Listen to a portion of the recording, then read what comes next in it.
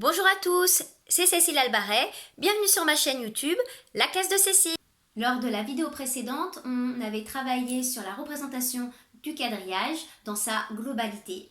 Aujourd'hui, nous allons voir également la représentation du quadrillage, mais avec des bandes de papier. Souriez, apprenez, c'est parti! Pour cette activité, vous allez avoir besoin d'une grande feuille pour votre fiche de travail, votre support, ainsi que de bandes de papier découpées au préalable. Donc moi j'ai des bandes bleues et j'ai des bandes roses.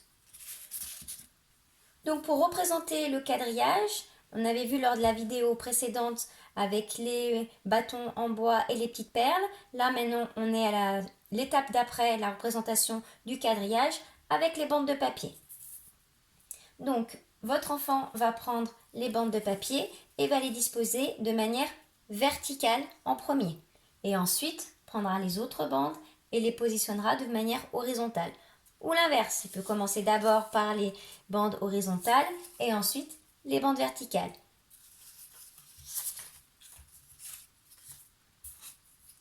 Alors, moi je les mets en position verticale. Voilà.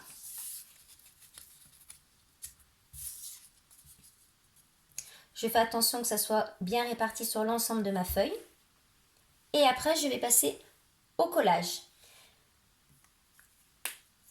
Donc, attention, je l'avais déjà dit, les enfants en maternelle ont souvent l'habitude de tout enlever d'un coup et vont devoir après tout recommencer leur travail. Ce qui est dommage qu'ils se seront déjà bien entraînés et auront déjà bien réussi à positionner leur bande. C'est dommage de devoir tout recommencer et puis avec la fatigue, il peut avoir ensuite des erreurs qui n'auraient pas été s'il n'avait pas fait cette erreur d'enlever les bandes.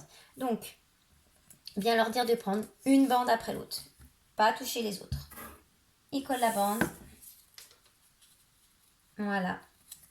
Il peut également coller au fur et à mesure. C'était une autre façon de faire. Mais pour cette activité-là, je trouve plus judicieux qu'il dispose l'ensemble des bandes pour ne pas avoir des bandes qui lui restent ou un quadrillage qui n'est pas assez équilibré au niveau des différents espaces.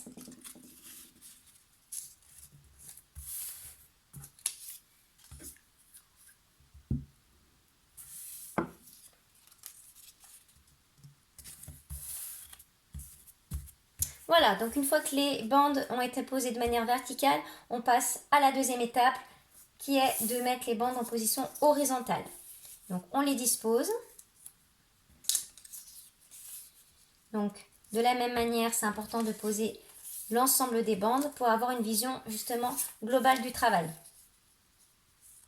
Là, on voit que les bandes sont disposées de manière équilibrée, de manière égale. On a à peu près les mêmes proportions, donc c'est bon et on va pouvoir passer au collage. C'est important parce que si les enfants collent au fur et à mesure, ils peuvent parfois les coller, je vous montre, par exemple, trop loin d'un coup. Hop! Et du coup, après, il va y avoir des espaces, il va y avoir des bandes qui vont être plus grandes que d'autres. Et puis parfois, il y a certaines bandes qui ne vont pas pouvoir mettre sur leur fiche de travail. Donc pour cette activité-là, ça dépend des activités, mais pour celle-ci, c'est plus judicieux de laisser les bandes. Donc je les remets bien positionnées avec le bon espacement. Voilà. Et donc je prends bande par bande, je colle, je mets de la colle, je retourne, je pose, j'appuie. Donc pareil, on fait attention au niveau du collage, que l'enfant n'en mette pas trop. J'ai souvent l'habitude en maternelle avec mes élèves de dire « Attention, je ne veux pas de confiture de colle, je ne veux pas que ça déborde. » Et voilà, voilà notre quadrillage.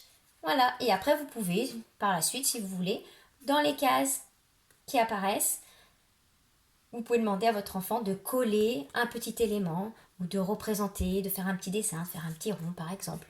Voilà, mais en tout cas, l'exercice est bien réalisé. Il y a bien les bandes collées en manière verticale, les bandes collées à l'horizontale et donc le tout constitue bien un quadrillage. Là, il faudra bien faire attention aussi que votre enfant les positionne de manière droite, c'est important. Parfois, quand les enfants vont trop vite, ils vont les coller penchés. Et dans ce cas-là, le trait horizontal ne sera pas un trait horizontal et le trait vertical ne sera pas un trait vertical. Donc, il faut bien faire attention à la précision au moment du collage. Voilà, nous venons de voir aujourd'hui la représentation du quadrillage avec des bandes de papier.